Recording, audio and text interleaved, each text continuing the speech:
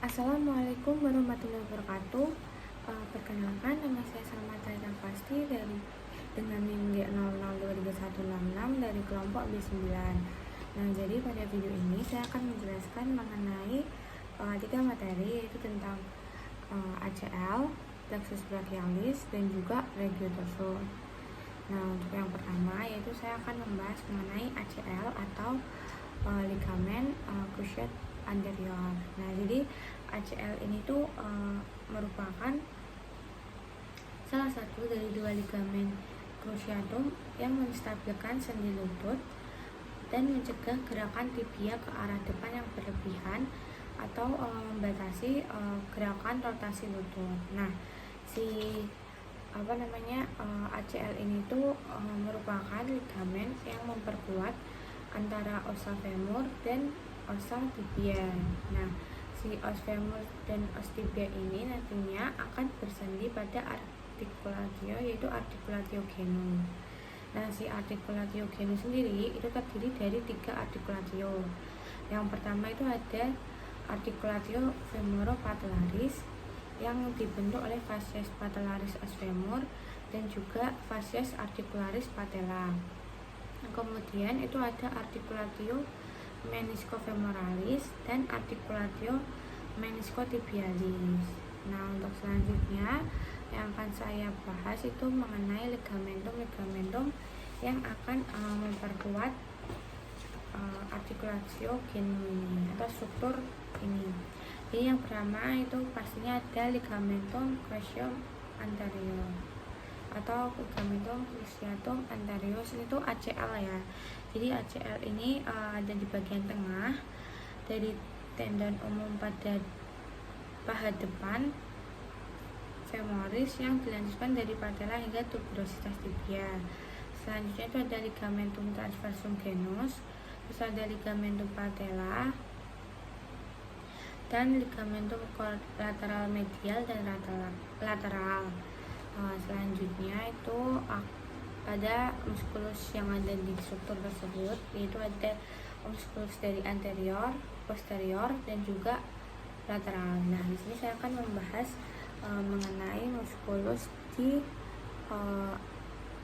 anterior terlebih dahulu. Jadi di muskulus anterior itu cuma ada 4 ya. Jadi yang pertama itu ada musculus rectus femoris. Nah, letaknya di sini ya. Terus ada musculus vastus lateralis di sini dan musculus vastus intermedius di bagian sini dan musculus vastus medialis itu ada di bagian sini. Oh ya, untuk yang musculus vastus intermedius ini letaknya di bagian dalam, sehingga pada gambar yang bagian sini itu yang musculus vastus intermedius nggak terlihat karena ketutup. Selanjutnya itu ada musculus di bagian posterior, itu ada musculus biceps femoris di bagian sini yang nantinya akan dibagi menjadi 2, yaitu caput brevis dan caput longum. Selanjutnya itu ada musculus semimembranosus itu di bagian sini, terus musculus semitendinosus dan musculus gastrocnemius. Nah, si musculus gastrocnemius ini juga dibagi menjadi 2, kaput medial yang sini dan kaput lateral tuh yang bagian sini. Kemudian ada musculus di bagian lateral, ini tuh hanya ada musculus gluteus itu dibagi menjadi 2, dan musculus gluteus medius itu yang di bagian dalam, dan musculus gluteus maximus itu di bagian luar. Selanjutnya beralih ke tendon, yaitu ada apa aja sih tendonnya? Itu ada musculus adductor magnus tendon, terus ada musculus semimembranosus tendon, terus ada musculus popliteus tendon. Itu bagian di sini. Dan kemudian masuk ke bursa. Nah, bursa dari asalnya dapat saya itu ada bursa subtendinea musculus gastrocnemi lateralis, terus ada bursa subtendinea musculus gastrocnemi medialis itu di bagian sini, dan ada bursa musculus semimembranosi. Nah, setelah pertulangan, ligamentum, terus ada bursa juga. Sekarang masuk ke arteri dan vena ya. Jadi yang arteri dulu ya. Jadi yang arteri jadi nantinya arteri femoris ini akan bercabang dan memvaskularisasi bagian anterior dan posterior regio genu. Kemudian tuh yang warnanya merah ini tuh bagian superficial. Kemudian yang kalau yang transparan itu profunda ya. Terus arterinya itu ada arteria genicularis, terus ada arteria superior medial genus, arteria poplitea, arteria inferior lateralis genus, arteria superior lateralis genus. Kita langsung masuk ke vena ya. Vena itu ada dua, yaitu vena poplitea sama vena fibrillaris. Nah, yang vena fibrillaris ini itu merupakan vena kecil yang mengembalikan darah dari kaki ke jantung, sedangkan yang popliteal ini vena utama yang mengambilkan darah dari kaki ke jantung. Nah, selanjutnya masuk ke materi nomor 2, yaitu mengenai plexus brachialis. Nah, plexus brachialis itu apa sih? Plexus brachialis itu plexus saraf somatik yang dibentuk oleh interkomunikasi antara rami ventral dari 4 saraf serviks bagian bawah dan saraf toraks pertama. Plexus ini pertama. Terus ini ada gambarnya. Ini saya jelaskan di selanjutnya ya. Nah, kemudian proses pembentukan plexus brachialis itu ada dari ramus, trunkus, divisi, korda, cabang, terus yang terakhir itu nervus, maaf. Jadi perjalanan dari pembagian plexus brachialis hingga sampai ke nervus perifer itu diawali dari ramus. Jadi plexus brachialis ini dimulai dari 5 rami ventral dari saraf spinal. Nah, ramus tersebut akan bercabang membentuk 3 traktus, yaitu traktus superior, traktus inferior, dan traktus medialis. Itu di bagian sini ya. Nih, di bagian ini traktus superior, medius, dan inferior. Setelah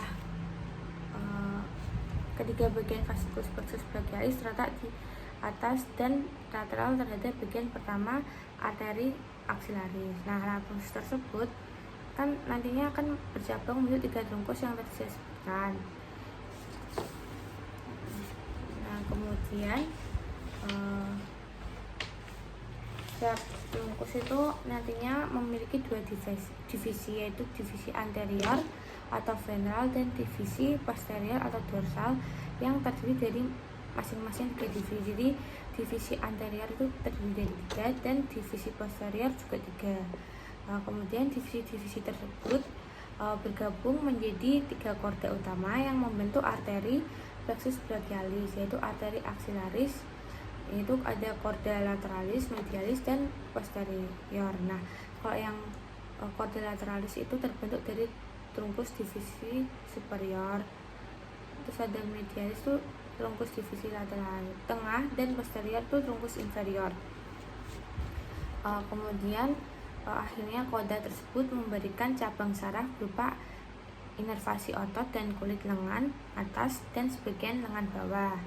Nah, jadi kan tadi berawal dari ramus, kemudian menjadi trunkus dan divisi, kemudian korda dan berakhir menjadi nervus. Akan tetapi yang saya jelaskan itu belum detail karena kita ketahui bahwa sistem saraf ini sangat kompleks ya. Jadi mohon maaf kalau ada salah. Kemudian masuk ke saraf penting yang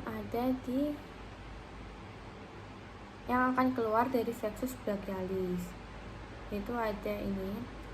Yang pertama tuh ada nervus thoracalis longus, di mana saraf ini berasal dari radix plexus brachialis di leher dan masuk aksila dengan pijakan melewati pinggir lateral korakal, satu di belakang arteri aksilaris dan plexus brachialis. Nah, saraf ini tuh berjalan turun melewati permukaan lateral musculus stratus anterior yang dipersarafinya. Nah, nervus ini tuh merupakan saraf yang mempersarafi otot stratus anterior. Kemudian yang kedua itu ada nervus axillaris. Nah, nervus axillaris ini merupakan cabang yang besar dari fasciculus posterior. Kemudian yang ketiga itu ada nervus radialis. Nah, nervus radialis itu merupakan lanjutan dari fasciculus posterior flexus brachialis dan terletak di belakang arteri axillaris. Nah, nervus radialis itu merupakan cabang terbesar dari flexus radialis. Kemudian ada nervus musculocuteus. Nah, di bagian sini ya musculocuteus tuh. Ya, jadi nervus radialis itu di bagian sini, nervus axillaris di bagian sini, nervus thoracalis itu di bagian sini. Nah, nervus musculocuteus ini merupakan cabang dari fascicularis lateralis dan berpusat pada medulla spinalis. Nah, kemudian tuh yang kelima tuh nervus medianus tuh di sini ya. Nah, nervus ini dibentuk oleh radix superior dan fasciculus lateralis dan radix inferior dan fasciculus medialis, berada di sebelah lateral arteri axillaris. Kemudian yang terakhir itu ada nervus ulnaris. Nervus ini tuh cabang utama fasciculus medialis. Nah, berjalan turun antara arteris axillaris dan vena axillaris. Pada pertengahan brachium, saraf ini tuh berjalan ke arah dorsal menembus septum intermuskular medial, berjalan terus ke caudal dan berada pada permukaan dorsal epicondylus medialis humerus, yaitu dalam fokus nervus ulnari. Nah, di tempat ini nervus ulnari itu ditutupi oleh kulit sehingga dapat dipalpasi. Nah, daerah brachii nervus ulnari tidak memiliki percabangan. Nah, letaknya itu di bagian sini ya, ulnaris. Jadi kalau misal dipalpasi itu bisa yang nervus ulnaris. Kemudian masuk ke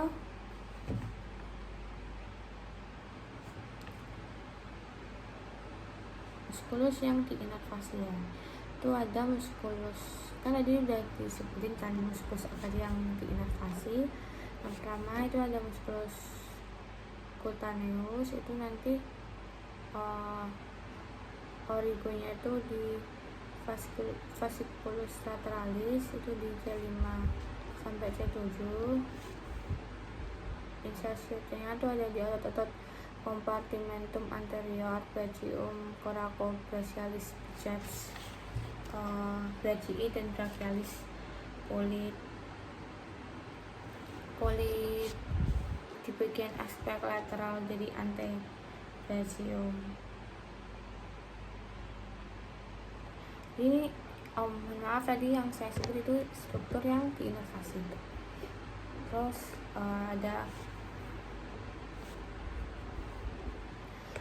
itu ada cutaneus medialis dari brachium, itu ada di fasciculus medialis sama dengan cutaneus medianus antebrachium. Terus yang diinervasi itu kulit di sisi medial dari brachium, bagian distal epicondylus medialis oscumeris dan olecranon. Terus ada kulit sisi medial dari antebrachium sampai ujung distal pergelangan tangan. Kemudian tuh ada yang nervus ulnaris itu fasciculus medialis C8 sampai T1, kadang C7 juga termasuk. Nah, yang diinervasi itu ada flexor carpi ulnaris dan setengah bagian ulnar flexor digitorum profundus, otot-otot instruksi tangan, kulit tangan medial dari asis digiti 4. Kemudian yang thorakodorsalis itu fasciculus posterior C6 C7 C8. Terus yang diinervasi itu latissimus dorsi. Kemudian axillaris itu auricula di fasciculus posterior C6 C7 C8. Itunya di articulus glenohumerus teres minor deltoideus. Terus yang terakhir itu radialis, itu ada di fasciculus posterior C5 dan D1. Yang diinervasi itu otot-otot kompartimentum posterior dari brachium dan antebrachium. Nah, selanjutnya masuk ke materi yang ketiga, yaitu ada regiodorsum extremitas superior. Jadi regiodorsum itu kan regio punggung ya, jadi tulang-tulang yang ada, maksudnya otot-otot yang ada itu ada musculus trapezium, rhomboid minor, rhomboid mayor, levator scapula, terus sama latissimus dorsi. Nah, itu tuh ada di yang trapezium tuh ada yang di sini, pokoknya di sini. Terus rhomboid minor tuh di sini yang kecil. Terus yang mayor itu yang agak besar, yang besar. Terus levator scapula tuh yang di sini. Terus yang latissimus dorsi itu bagian punggung yang bawah. Nah, di sini saya akan mengasih tahu bagaimana caranya menghafal otot-otot yang ada di regiodorsum. Jadi ada 5 ya. Jadi saya menghafalnya menggunakan telur. T-nya itu trapezius, E-nya itu ya E biasa, terus L-nya itu latissimus dorsi, kemudian L-nya yang kedua itu levator scapula, O, kemudian R-nya rhomboideus major, R-nya rhomboideus minor. Jadi apa aja telur T, L-nya double, dan R. Trapezius, latissimus dorsi, levator scapula, rhomboid mayor, dan rhomboid minor. Kemudian masuk ke origo, insertio, dan inervasi. Jadi yang pertama itu ada musculus trapezius. Nah, ini origonya di protuberantia occipitalis externa, terus processus spinosus VC7 dan semua VT. Terus insertionnya di clavicula, spina scapula, dan acromion. Dan nanti akan diinervasi oleh nervus accessorius. Kemudian ada musculus latissimus dorsi. Ini origonya di processus spinosus VT7 sampai 12. Terus ada di spina iliaca, 4 costae bagian bawah. Terus insertionnya di sulcus intertubercularis humeri dan diinervasi oleh nervus thoracica. Kemudian ada musculus levator scapula. Ini nanti origonya di processus transversus VC14.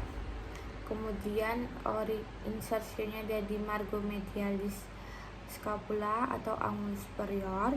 Terus akan diinervasi oleh nervus scapula. Terus yang selanjutnya ada musculus rhomboid mayor, itu ada di processus spinosus VT2 sampai 5. Terus insertionnya itu ada margo medialis scapula, inervasinya di nervus dorsalis scapula. Kemudian yang terakhir itu ada rhomboideus minor. Nah, origonya itu ada processus spinosus VC7 dan VT1, insertionnya di margo medialis scapula dan inervasinya di nervus dorsalis scapula. Nah, kemudian masuk ke ini, saya mau menjelaskan salah satu kelainan pada regiodorsum. Mohon maaf salah. Jadi tentang wing scapula. Nah, dilihat ini kan udah kelihatan banget ya kalau yang wing scapula tuh salah satu dari scapulanya tuh menonjol. Jadi wing scapula itu suatu kondisi di mana scapula atau tulang belikat dalam keadaan yang tidak baik sehingga terjadi gangguan aktivitas fungsional pada ekstremitas atas. Nah, tulang belikat atau tulang belikat sayap merupakan kondisi anatomis yang sering terjadi. Kondisi ini tuh terjadi akibat gangguan saraf di otot yang menyangga tulang belikat sehingga terjadi ketidakseimbangan dan pergerakan tidak normal pada tulang belikat tersebut. Nah, penyebab dari wings scapula ini tuh apa? Jadi disebabkan oleh adanya kerusakan pada salah satu dari 3 saraf yang mengontrol otot di lengan, punggung, dan leher, yaitu otot stratus anterior, trapezius, sama rhomboid. Nah, kerusakan salah satu dari 3 saraf tersebut dapat dipicu oleh beberapa faktor. Salah satunya itu karena cedera gerakan berulang, terus ada cedera traumatis, cedera neurotraumatis, sama tindakan medis. Nah, mungkin kalau yang cedera gerakan berulang itu kebiasaan buruk yang sering dilakukan secara berulang, kayak mengangkat beban berat yang terlalu berat gitu, terus menopang kepala dengan tangan saat berbaring atau berolahraga secara berlebihan tanpa pemanasan. Terus kalau yang cedera traumatis itu mungkin akibat dipukul orang itu menggunakan kayu atau batu, terus melukai saraf yang mengontrol otot leher. Terus kemudian kalau yang cedera neurotraumatis itu mungkin disebabkan oleh benturan fisik, dan kalau yang tindakan medis tuh seperti habis operasi mungkin cukup sekian penjelasan dari saya. Bila ada salah kata atau pengucapan atau mungkin ada materi atau penjelasan yang kurang jelas atau mungkin penjelasan saya salah, saya mohon maaf. Wassalamualaikum warahmatullahi wabarakatuh.